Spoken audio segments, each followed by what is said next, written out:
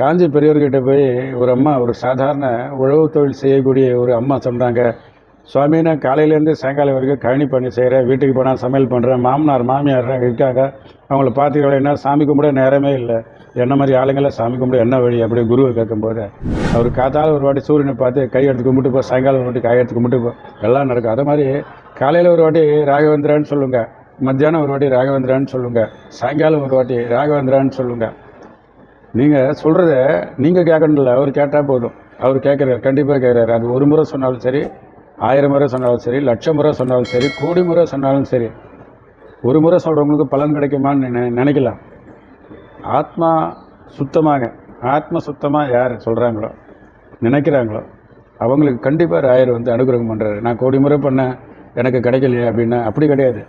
ஆத்ம சுத்தி இருக்கணும், அவ்வளோதான் விஷயம். பூரண பக்தி, ஆத்ம சுத்தி இருக்கணும்.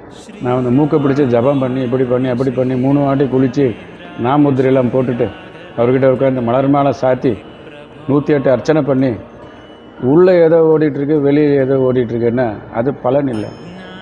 பூர்த்தியாக ஐயா உங்களை தான் வந்துட்டேன், உங்களுடைய இந்த 2 காலை தவிர எனக்கு எதுவுமே தெரியாது, இந்த காலை எனக்கு பிடிச்சிட்டார் அப்படின்னு சொல்லி காலை பிடிச்சிடுங்க. கண்டிப்பாக அவர் காலை உதற மாட்டார். உங்களை சேர்த்து, உங்கள் குடும்பத்தை சேர்த்து, உங்கள் 21 தலைமுறையை அவர் பிடிக்கிறாரு. இது சத்தியமான ஒரு வார்த்தை.